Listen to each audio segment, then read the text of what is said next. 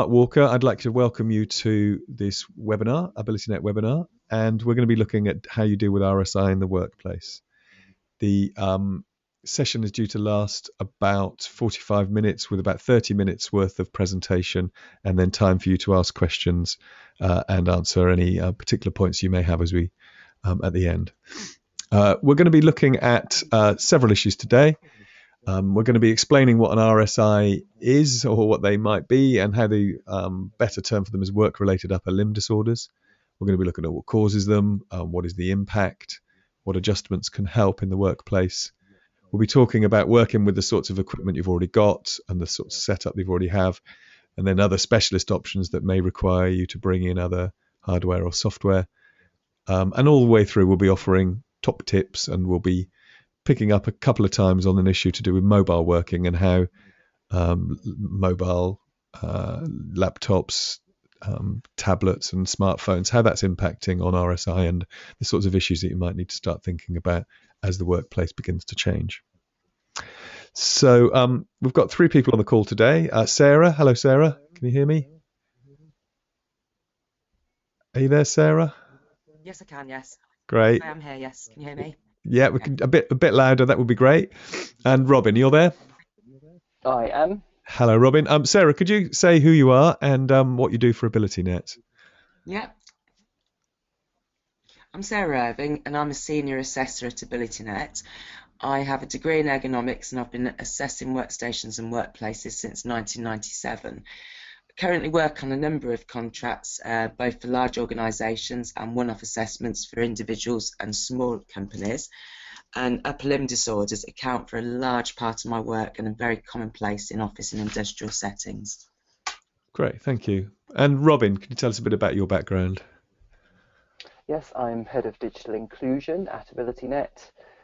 Been here for forever and set up the web accessibility team back in 2003, I think it was, and now I've moved on to more of an advocacy role, public speaking, that sort of thing. If anyone's got an event where they would like someone to come and speak about the empowering potential of technology and accessibility, then drop me a line.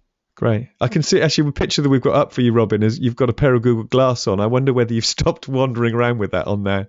You're talking about the empowering nature of technology. So you were talking about glass. Is that something you've stopped eulogizing about now that they've? Not necessarily. They haven't really hit the market in a commercial way. So it's more. There are obviously thousands of wearables, and we should probably do a webinar on wearables at one stage. But yeah, the Apple Watch is obviously just around the corner, and that promises to be very exciting for people with disabilities as well. Great, thank you. And I'm Mark Walker, I'm the marketing manager. I host the webinars. We have webinars, 2 webinars every month as a minimum, sometimes more, looking at topics relating to assistive technologies and disability and web accessibility and so on. And you can find more information on our website at abilitynet.org.uk/webinars. The other thing to say is that this particular webinar is being recorded, so you'll be able to watch a version back later. The slides are already available for download at slideshare.net/AbilityNet. That might be easier for you to follow them that way rather than any other way. We won't have any captions on today, but we do a transcript of the video before we publish it. And so there will be a captioned version available once we've completed the session within the next week or so. Now, if you do have questions as we go along, please do use the questions box. I will try and bring the questions into the session as we go through, but there is a question and answer session at the end as well. Very briefly about what AbilityNet does. We help disabled people at work, at home, in education and on the web. We help them in lots of different ways. We have services for workplace support, which Sarah's just briefly explained and we'll be looking at again in a bit more detail. We provided all the accessibility testing of the websites for the London 2012 Olympic Games and Paralympic Games. We also have tools like My Computer My Way, which is on our website, a free tool for identifying how to adjust your computer, your laptop or your smartphone. And we've just launched the Tech for Good Awards, which we run with BT for this year. This is in the 5th year now. And so a whole range of different activities that we're involved in. So let's look at repetitive strain injuries in a bit more detail. Some quite shocking facts that we picked up when we were pulling this together. 8.3 million working days were lost due to musculoskeletal disorders in 2013-14. Not all of those are RSIs necessarily. We're going to talk about the definition of that in a second. But, you know, a huge number of people are affected by repetitive strain injuries. We're all broadly aware, I think, of what the sensation is and what the impact is on people's physical discomfort. But it's estimated that as 15.9 days of absence are lost from work for each person who has these sorts of conditions. And as many as 15 to 25% of computer users throughout the world may have experienced RSIs. We obviously particularly associate them with computer usage in the modern workplace. There are other reasons which we'll look at about how an RSI may arise. The HSE has estimated that 3 out of 5 office workers in the UK have some symptoms of RSI, and the TUC has estimated that every day 6 people in the UK leave their jobs due to an RSI. So we're going to look at a little bit more at impact, but these are, you know, this is why RSI is a big issue. These are big numbers, and there are large proportions of people who are dealing with the symptoms. Sarah, I'm going to ask you to look in a bit more detail now. When we started talking about RSIs, you immediately said to me, you know, they're not really RSIs, they're other things, they're upper limb disorders. Could you put this in context for us and tell us a little bit more about how an ergonomist sees RSIs? Yeah, sure. RSI is the term that was widely used previously, but it then became realised that not all of these injuries are of a repetitive nature. So a lot of other phrases were coined. Different people use different ones, so it can get a bit confusing. So some people still refer to RSIs, other people upper limb disorders, work-related upper limb disorders. The Americans refer to them as cumulative trauma disorders. But they're generally, they are umbrella terms for a wide range of different conditions, and they're usually things that can be caused or made worse by work, although other activities such as sport, homework, housework, hobbies may be involved. And RSIs are common in jobs that do require some amount of repetition of finger, arm and hand movement, also twisting movements, squeezing, hammering or pounding, things like pushing, pulling, lifting or reaching. And repetition, force, awkward postures and insufficient recovery time can increase the risks, and they can be seen usually in the upper limbs, the neck and the shoulders. Great. And obviously, you know, the symptoms of all of those particular conditions, we would probably recognise these sorts of descriptions. Can you just talk us through how we know that we've got it, or what signs where there may be that we need to start thinking about preventing it? Yeah, I mean, you know, the first signs are the things such as aches and pains, swellings, numbness, tingling, stiffness, also difficulty in movement, so limited movement. Obviously, the earlier you can catch these things, the better. You know, you can try and prevent them. It's not too late once you start feeling these symptoms. So yeah, basically, if you or any of your employees are feeling any of these things, then have a look at them as soon as possible, really. Right. And then, you know, you mentioned other conditions, and obviously we have other words that we're used to hearing that may be connected to RSIs. Can you tell us a little bit about how these connect in and how they're similar? These are some of the most common ones. You see on the left the ones affecting the hand and the wrist, and the ones on the right are the upper limb, the shoulder and the arm. We see most of these quite a lot of the time when we're workplace assessing. I don't think I can go through them all if you want, but if anybody wants to know what any specific ones are at the end, I can let you know. But some RSIs, such as tenosynovitis, carpal tunnel syndrome, which is probably the one you may have all heard of, they're well understood by doctors now, so they're diagnosed pretty quickly. But others have less distinct symptoms and are still subject to some controversy. So basically, they're quite hard to diagnose. We're going to have a look at carpal tunnel syndrome now, because that is the most common one. If you can change the slide, yeah. So we see this quite a lot, perhaps once a month, which is quite a lot. All the assessors perhaps see this once a month, probably more. The carpal tunnel is the area on the underside of the wrist, and repetitive movement of the hand, and this can be typing or using a mouse, can cause inflammation, and that then leads to compression of the median nerve, and you can see where the median nerve is on there. The median nerve supplies the thumb and that side of the hand.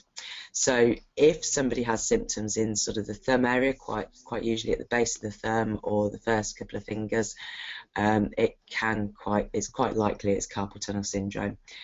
And yeah, it can produce, again, numbness, tingling and pain in the first three fingers and the thumb side of the hand. And quite interestingly, the symptoms often only occur at night to start with. So you may be okay when you're at work, you get home from work and you've got an achy hand. Don't ignore it. This is how it normally starts, and it doesn't normally affect you at work to start with. It's when you're actually resting after your work that the symptoms start to come out. So as I say, it's very important to catch this condition early, as it can lead to swelling in the wrist area, which then can lead to reduced mobility of the fingers, the hand and the wrist. Thank you very much. And in terms of the impact, obviously, we could imagine that there's discomfort and physical pain. But Robin, could you just talk to us a little bit about the broader impact, both for the individual and the organisation, that RSIs is creating? We've looked at the days lost and so on, but there's a broader picture here. I think, the first bullet point we've got here about personal, there is a definite personal impact. It's an incredibly distressing condition once it reaches a worrying level of symptoms where people maybe haven't flagged it beforehand, and now they're starting to really worry about it. And it's, particularly worrying for them because, unlike a bad back or a sore ankle or whatever it might be, it's striking right at the tools that they use to do their job. So they get extremely worried about how, they're going to be able to carry on working. It's a very high impact set of conditions for people that are experiencing these symptoms. There's obviously a productivity impact on the organisation as a whole, and we saw some numbers in an earlier slide. And the legal impact, it is a legal requirement.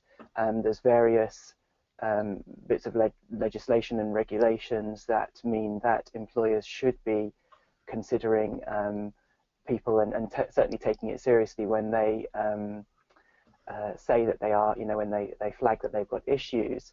There is an argument that you should be proactive as an employer as well, and you should be regularly asking your workforce about their general health and being proactive and encouraging a climate where people can feel liberated and confident that they can disclose any difficulties that they're having will save a lot of problems for people with RSI and work-related upper limb disorders further down the line.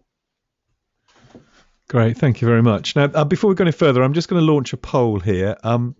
This is just a question to get some feedback from you. Have you ever experienced any RSIs or RSI? We don't know how common it is in the workplace, really. I think, as Sarah said, it's got a label on it that some people will attach, but I think we're all aware of some discomfort that overwork of particular muscles and parts of our body can cause. But it's just interesting to see how many. I've got most of you voted so far. I'm just going to do this quite quickly, just to show you. Actually, got 80-20 so far. 80%, 75% of people are saying yes. So that's most of you answered, and you can see that I've just shown the results here, and 73% of people say they have. I'm just going to put up another poll. I'm going to hide the results of that. What I'm interested in is why you're here today and what you're interested in particularly knowing more about. So there are a few options here. Given that we know 75% of you say you have some sort of personal experience of RSI. Are you interested today in dealing with your own RSI? Is it about supporting colleagues? Do you need to know more about the adjustments that can help? Do you have concern about the legal risks? You can tick any of these boxes. So we're interested in seeing what your particular interest is. And also, if there's anything not mentioned on there, then please do use the question box to mention anything that you'd like us to take account of, or the particular reason you're here. We've got our slides set up to go through all the various stuff I told you about, but obviously if you can give us a pointer on something, we can pick up on that. So I can see all of you have voted now. That's brilliant. Thank you. I'll close the poll and show you the results. Now you'll see that 42% of people are interested in dealing with their own RSI, but far more of you, 67%, want to support colleagues, and 75% want to understand the adjustments that can help. And then there is a number of you that are interested in and concerned about legal risks. So the majority of people are looking to help others in some role, and that might, I guess, that might relate to your role in an organisation, or maybe relate to simply that you're working with your colleagues and you want to support them. So let's look at how we deal with RSIs. That's going to be the meat of the rest of what we do. We're going to start by looking at the most traditional setup of a computer with a keyboard and a mouse. And Sarah, I think you see this every day, that this is where a lot of the problems start, really, is the average computer on the average desk. Can you tell us a bit more about the sorts of problems that arise because of this?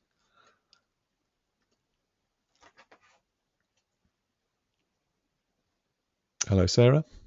Hi. I was just waiting for you to remove the poll results, that's all. Sorry. Yeah, quite often the traditional office setup, workstation setup doesn't help. There's a standard, you can see a standard keyboard with on this picture. Obviously we should sit central to the main keypad, and this means that the mouse is pushed further over to the right. If we're talking about right-handed people here. So basically it's not really designed that well. Means we have to reach further to our mouse. Also, some people are still using the old style mice with the ball underneath rather than an optical mouse, and these can lead to jerky movements when the ball's dirty. A wired mouse can cause problems with the cable. It can be too short, or it can get caught in other items, again, which can cause jerky movements. So you can see it can be very small, little, simple things that you probably wouldn't think of that can cause this. Some problems are caused by using corner or curved workstations. People don't tend to sit central to the curve, which means they're not actually sitting central to their keyboard and their screen. The body can get more support on one side than the other, and the muscles can actually grow differently. It's much easier to sit straight at a rectangular desk, so if we're ever in a situation where we need to recommend a new desk for somebody, we, quite often, more than not, we'll recommend a rectangular desk. It's just so much easier to see if you're sitting straight onto all of your equipment. And we also see people who sit too low, and the majority of people we see sit too low, and this causes a non-neutral upper body posture. So the wrists are at the wrong angle, the arms are at the wrong angle, and that sort of thing. So, it's not all about money and about buying new equipment, but, changing the way you sit and using the things you already have can make a big difference. Great, thank you, Sarah. And you've got a picture that you shared with me here, which I think is fantastic, of somebody struggling in the workplace for very obvious reasons. This is somebody I assessed many years ago who was left-handed, and as you can see, I hope you can see there, he's using the mouse, which is placed on the right-hand side of the keyboard, with his left hand. And when I asked him why he was doing this, his reply was, that was where the mouse was when I was given this desk. And I have seen several people since who are doing exactly the same thing, or they're sitting at a desk where it was previously a left-handed mouse user, so the mouse has been placed to the left of the keyboard, and they're right-handed, and they're either trying to use the left hand or they're reaching across the keyboard. So, quite often these things, you think they're obvious and they're quite logical, but sometimes it takes somebody else to actually have a look and say, you're not doing this correctly. Yes, and I think on My Computer My Way, we've got lots and lots of detailed changes that you can make to your computer, to your mouse, to your keyboard, and so on. But one of the most obvious ones, and it is something that people overlook, is that you can turn a right-handed mouse into a left-handed mouse. It isn't just about where it is, but you can change how the buttons work to work for different fingers in different ways. So they're very, simple adjustments. And I think this is looking at the top-down level. This is really the most obvious things about the most obvious bits of equipment that you've probably got on your desk.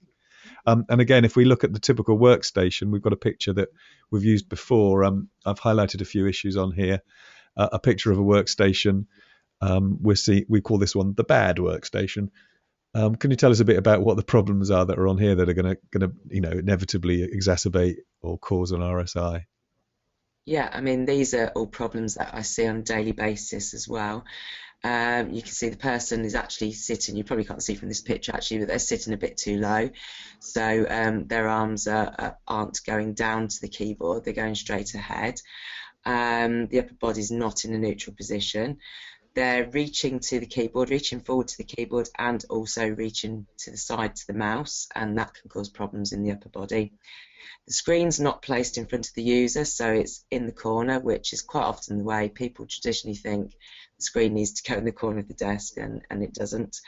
That causes problem with the neck, and even pressure on the neck nerves and muscles, because the head's being turned to the side all the time. And it can also be that can be increased by the screen being either too high or too low.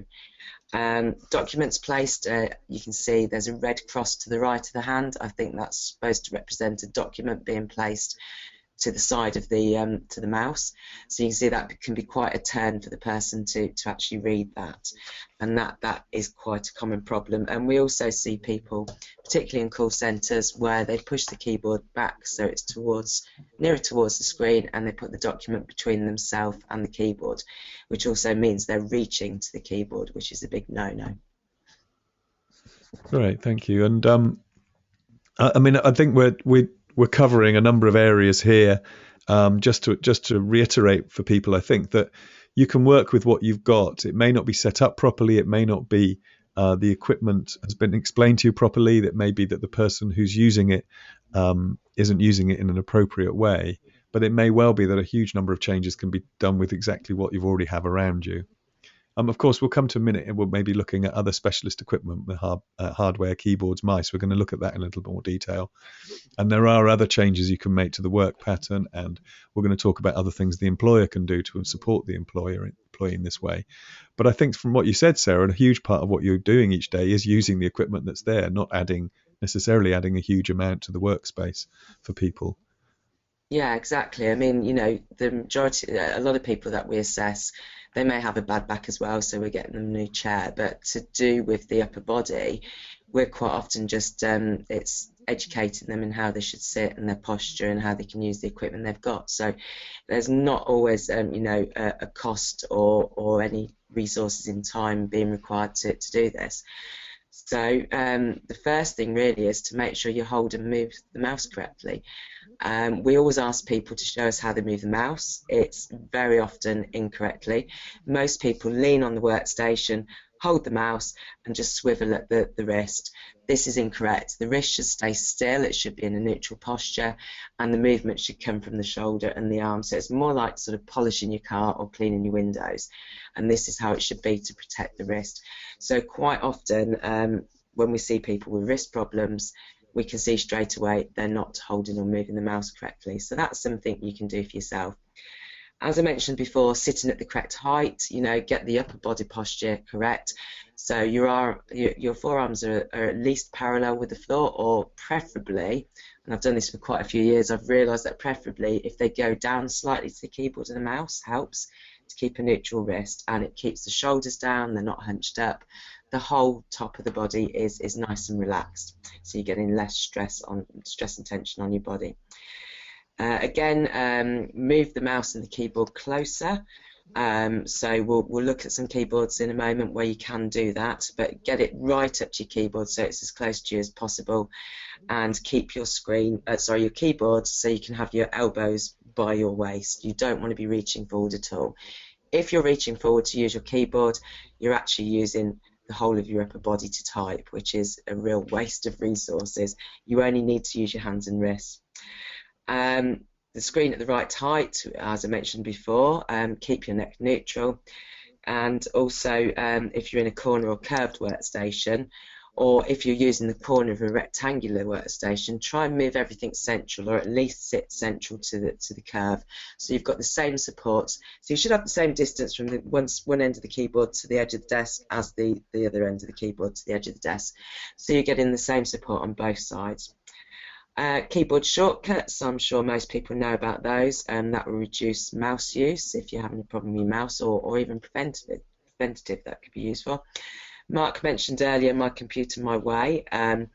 you can make your computer, Windows, the internet, applications, the keyboard and the mouse suit you and your needs. So that's something is worth having a look at, and just getting yourself sorted out and making sure you're sitting properly.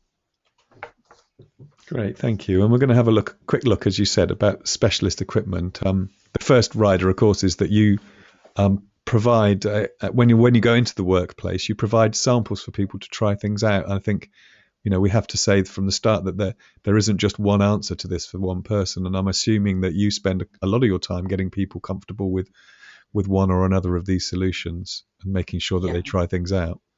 Yeah, we do. I mean, I wouldn't recommend you go and buy some different input device without giving it a good go, really.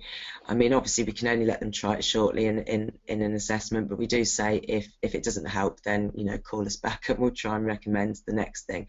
But it is good if someone has a problem with moving their mouse, is to get all of the mice out and let them have a feel for them. So I wouldn't recommend you just sort of buy something online and hope that's going to help. Obviously this is only a limited list. There are numerous things out there, probably way too many, so it's quite hard choosing, but these are the ones that I tend to recommend on a daily basis. The simple, cheapest one is, of course, a wireless mouse. No cable, easier to move, it's not going to get caught up, so it's not going to cause those jerking movements. Vertical mouse, which is the middle one at the bottom. So basically you're holding the mouse in the most neutral wrist position, which is a handshake position, and it eliminates forearm twisting. It supports the user's hand in an upright neutral posture and encourages the whole arm movement that I was talking about earlier. Bar mouse, the top right one, I do recommend these an awful lot. There are many makes and models out there. They're all slightly different to each other, but they work on the same principle. You can probably see, if you're not familiar with them, there's a bar running along the top. That's actually what you use to move the cursor. So this sits between the keyboard and yourself, which means your arms are more neutral, you're not reaching out to the side. It also means if someone has a problem with one hand, they can use the other hand or use both hands. And you can literally use the fingertips, the balls of the hands, the thumbs, anything you want to move the mouse, and also the bar does the click and the double click. You've got buttons there as well, but you can just use the bar. So that's pretty good. So that's quite helpful. So the arms are closer to the body and it eliminates the need to reach sideways. Bottom left is just an example of a trackball mouse. As I say, there are loads and loads out there on the market. It remains stationary on the workstation and you control the cursor by scrolling the ball, and again you can do this with any finger, thumb or palm of the hand, and it reduces strain on the wrist, the hands, the arms and the shoulders. It's good for conditions that inhibit gripping a mouse, and so is the bar mouse. It's not particularly I don't recommend it for shoulder problems because your hands remain stationary, and I'm a great believer that if you're moving your arms, then that's good. They're not remaining static, they don't get seized up, you're exercising them. So that's good for that. Another one you can see on there on the bottom right is a handshoe mouse. So you can see it's like a standard mouse. It comes in different sizes and it sort of holds your hand quite naturally, and it's actually quite comfortable to use. But again, I wouldn't recommend you start using any of them until you know that's the right thing for yourself. Thank you. Quick question here about a trackpad. Somebody's mentioned a particular one that Apple does, but a separate trackpad. What's the ergonomist view of trackpads and separate trackpads instead of a mouse?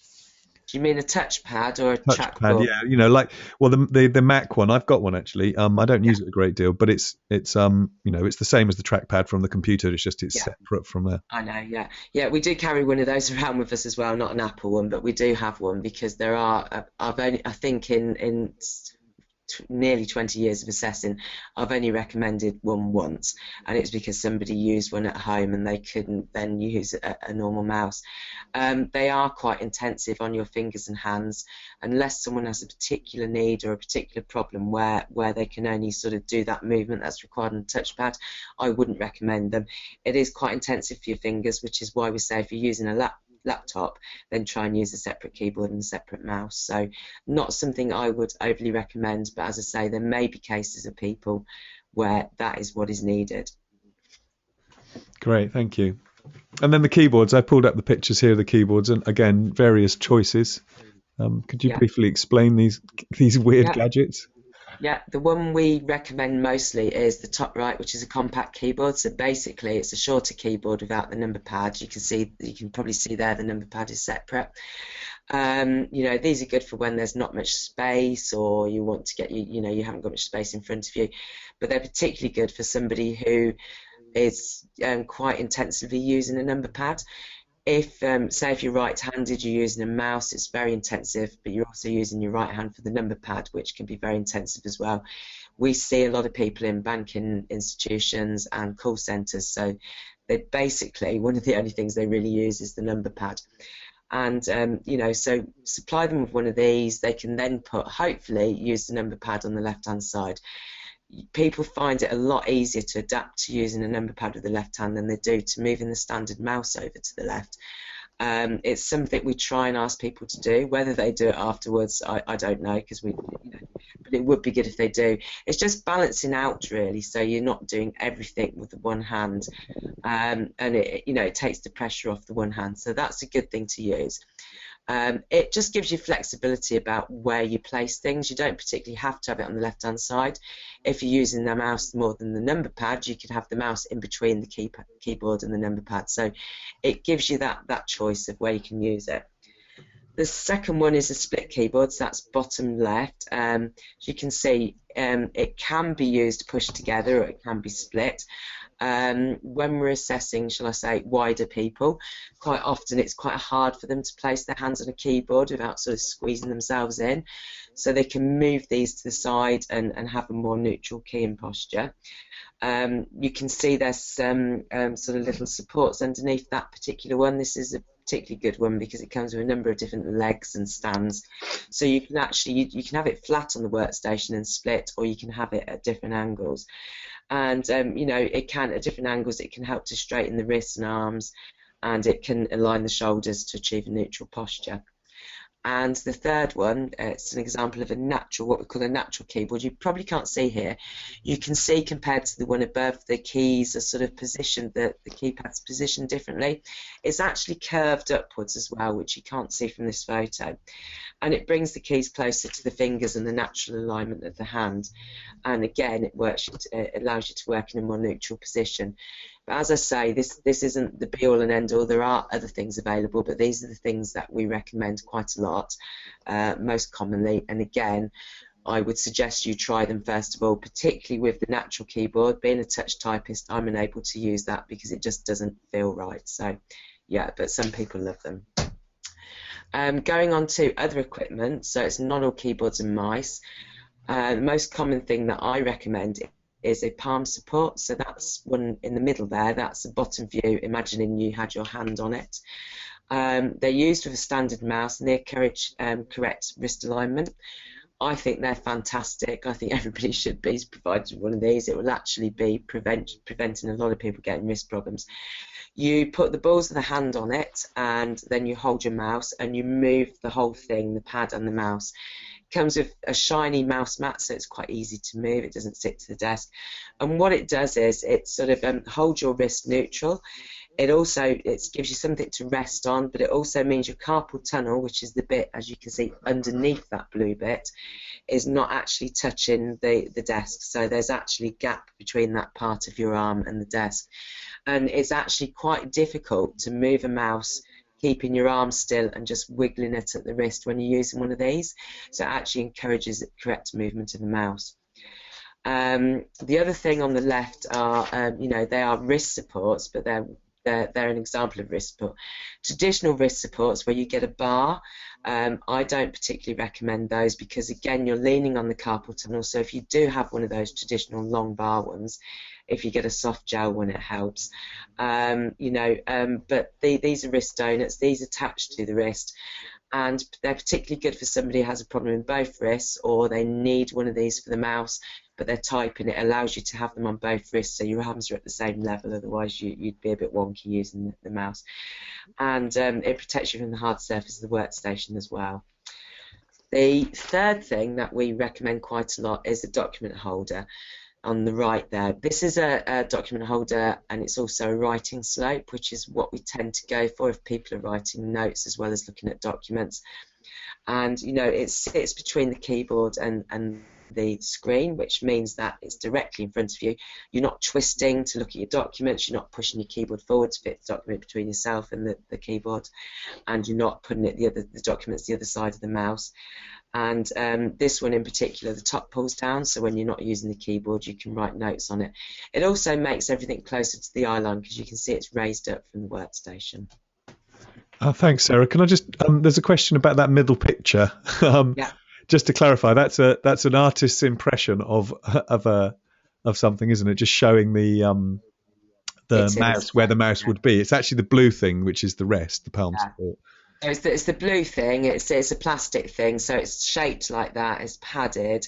So basically, you're looking through. Imagine this person's using it on a glass table, and you're looking through from underneath, and then the shadow above these. They're trying to sort of emulate where the mouse goes. Great. So it's actually quite a natural position. You put, the ball of your thumb of your hand and the ball on the other side of your palm onto this. It sits quite neatly, and then your hand's in the right position to hold the mouse, and they really are good. I do recommend them for everyone, really. So great, thank you. But again, this isn't exhausted on all the other equipment you can get, but obviously we only have time to look at the most common things there. So. Yeah.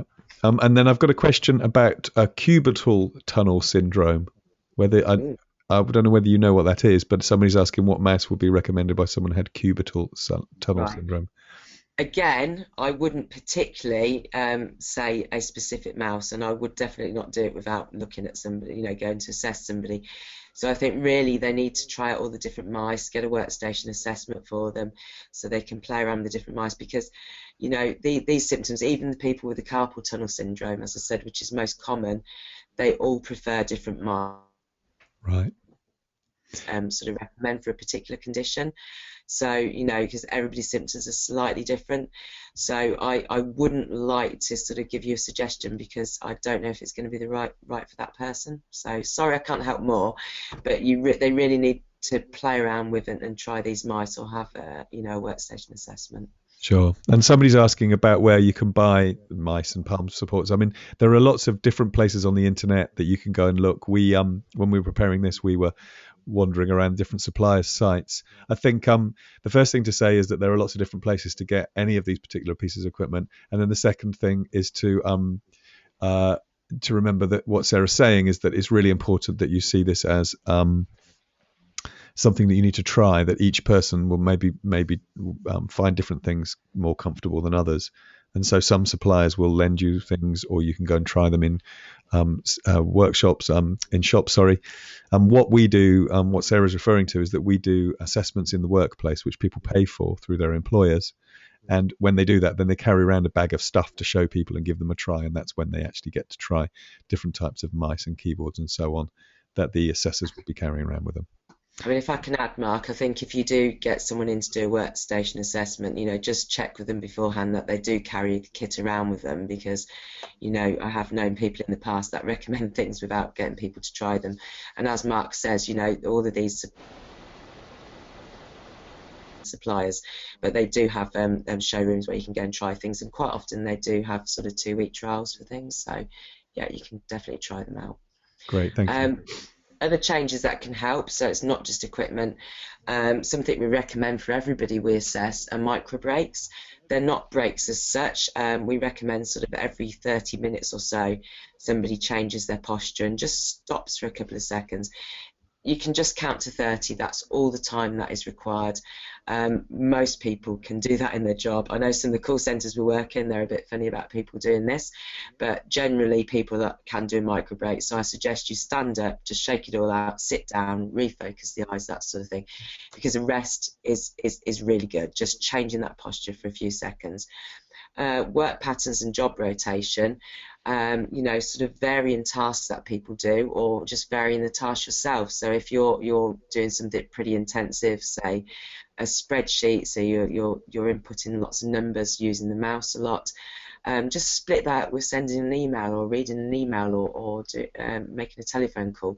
Try and split jobs up so you're not doing the same actions all of the time. Also learning to touch type, because this spreads the loads over the fingers. A lot of people we see are sort of what we call two-finger typists. I even see one-finger typists, and this can put a lot of pressure on the fingers you're using. So learning to touch type is really, really good. You'll get a lighter touch on the keyboard, and as I say, it spreads the loads over the finger. If somebody's already got quite a bad problem or is getting towards that way, then obviously there's also speech to text software. So you can actually dictate, and this is quite good even if you haven't got a really bad problem. If you've got the facilities to use this and the time, and you know, some big organisations have copies of this, sort of universal global copies of this, so it doesn't involve any extra money. It's just the time involved in training and familiarising yourself. And you can then dictate your emails, your reports, and it takes the strain off the fingers. But you can also control the computer with it, so you're not having to use the mouse as well. So you know that there are ways that you can do. But the easiest one and the cheapest one is obviously the micro break. So just make sure you get up and have a break every 30 minutes. Great, thank you. And just a final point here, I think, about changes and adaptations is just to pick up on this question about laptops, mobiles, tablets. The way that we're working is different.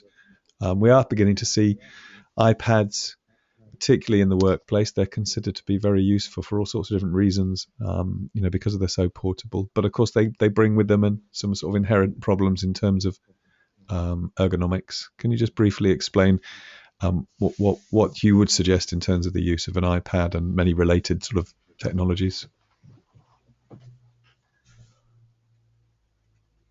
Do you want me to pick up on that one, Mark? Sorry. Sorry, yes. Sorry, Robin. No, thank you. Yeah.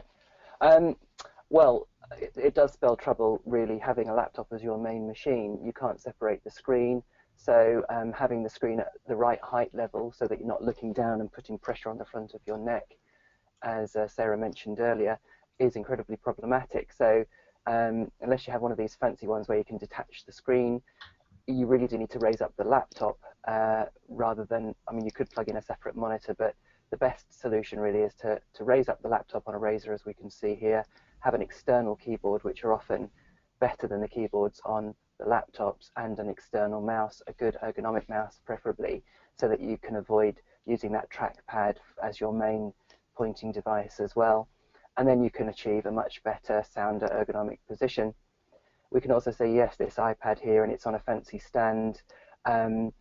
Sarah knows somebody who uses an iPad 5 days a week as their main computing device, working from home. And if you're doing that, you're typing on glass. There's no movement, there's no travel in your fingers, which is much harsher a movement, and you're prone to give you more difficulties than a good responsive keyboard with nice travel. So put the iPad up on a stand like this so that it's more at eye height, so you're not looking down all the time, and use a Bluetooth keyboard, a decent Bluetooth keyboard, for example, so that you're not typing on glass. Great, thank you. And final thing here then, Sarah, just to look again at this, the perfect workplace. I don't think this is the perfect workplace, but that we had the bad one. This is the good one. And just to reiterate, the head is up, the shoulders are relaxed, hands are in line with the forearms, the eyes are looking forward to most of the time. The reference material is easy to look at, and the monitor's approximately at eye height. And I mean, I think those, you know, you've really underlined, I think, that that the workplace needs to work for the individual, and so the equipment and the other specialist stuff we've been looking at is really about people trying things out and becoming comfortable and being more comfortable in the workplace. So, yeah. Great. Just moving on quickly then to other stuff, because I think there's lots of other things that employers need to do. They have some sort of duty of care towards their staff, and so they need to be looking at other things. Can you just briefly talk about this what sort of other adjustments that you might be recommending when you're working with an individual? Sarah, this is sorry, just me. Right, okay. I mentioned before task variation, task rotation, especially if people are data inputting, allowing breaks. Temperature of the workspace can be quite important. If people have joint and muscular problems, obviously when their hands are cold, Their aches and pains are exacerbated, or when they're hot, they're finding it difficult to grip things. Don't issue a full keyboard unless, a standard keyboard, unless they definitely need it. Now have a think about getting in compact keyboards and separate number pads. They're not expensive these days. Take it seriously. Prevention is better than cure. If somebody gets something like carpal tunnel syndrome, they're probably going to have it for life. I see people that have had operation after operation, treatment after treatment, steroid injections, physio, everything, and the pain is still just as bad. And it means they can't do things in their home life as well. They can't carry their shopping, their children, that sort of thing. Training for employees and line managers, so training in how to use the equipment, health and safety, and how to use the mouse properly. Disability awareness training for line managers, so if you feel that your line manager's not supportive enough, get them some disability awareness training. Or if you're a manager and you feel you want to support people more, then this is a good thing. We recommend this quite a lot. Maintain the information that you offer staff. Quite often the information on how to sit and how to do things normally on a company's intranet just sits there for years and gets forgotten about, so just make sure that's up to date. And also monitor the sickness rates that relate to RSI, because obviously this can give you a picture of what's happening. I probably want to add to what Sarah was saying earlier about how it can be a long-term condition. I mean, I'm a keyboard user because I can't see, so I don't use the mouse at all, but being very intensive keyboard user, I got very significant RSI type condition about a decade or so ago, and luckily got it to the point, managed to catch it at the point where it was something that could be turned around, completely 100% turned around, although the symptoms were very severe. So just to give people on the call heart, just in case they suddenly felt that they were in the camp of long-term multiple surgery route, go to a physiotherapist. If you look for one that is a chartered physiotherapist, a member of the Association of Chartered Physiotherapists, MACP, is really what you should be looking for when choosing a physiotherapist. And the exercises that they give you can turn around some quite significant, even long-standing symptoms. So, take heart and definitely go down that route first. Yeah, I think if you want to help yourself, then there are things you can do along those lines, Robin, but we do see a lot of people that feel that equipment is the only way they can go forward. So absolutely, a lot of it is doing things for yourself and just making sure you're doing things correctly and you're taking advice. Yeah. Great, thank you. So just to wrap up, the first thing really that came over to me when we were preparing all this is one size doesn't fit all. That trying to deal with RSI is really about trying to deal with the individual circumstance, looking at the workplace, looking at the individual's needs, helping them try different options, try different brands of different things. So you saw the different types of mice that you can get and the different types of keyboards. This isn't just, oh, here's one that's really good and just use that. The thing about having the numeric keypad on a keyboard, and making the keyboard wider. I mean, that's a very simple thing that most of us will recognize straight away from the standard setup. The micro breaks thing and thinking about how you actually move around during the day and the sorts of responsibilities and roles that you have in the organization and whether they can be adjusted. And equally, if you're looking at this from the point of view of supporting other people, then it may not be the obvious things that you need to look at. It may not be their mouse. It may just be their work pattern or the particular tasks that they're being given, and thinking about rotating those and changing them regularly so that they don't suffer the symptoms of doing the same thing over and over again. And then there's also the final bit really from our point of view is to underline that this is a personal solution, and so you need personal sort of one-to-one support with that, and the assessments that we provide really underline how people need to try things out and give things a different try of different technologies and solutions. So I've just had somebody passing on a note that Leonard Cheshire Disability offer bespoke disability equality training if anybody's interested. So that's Leonard Cheshire Disability. If you have a look at them, they can offer bespoke training related to disability and equality. So if you have any questions now, we have a few minutes. If you have anything in particular that you'd like us to cover, use the questions box. to ask anything that you think hasn't been clear. Hopefully we've answered the questions. I've been monitoring the questions as they come in. I'm hoping that we've answered most of the questions. And there's a question from somebody saying that the keyboard was inverted, which they spotted. I turned one of the images around to make it look right on the screen, and the keyboard was inverted. Well spotted, Peter. But otherwise, if you want to learn more about how computers can help you in the workplace, then we've got our next webinar on the 14th of April about controlling your computer with your voice, which may well be one of the things that people would recommend to do with RSIs if they're having difficulty using the keyboard. That's on the 14th of April.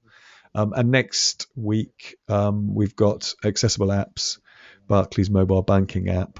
We helped Barclays with their banking app.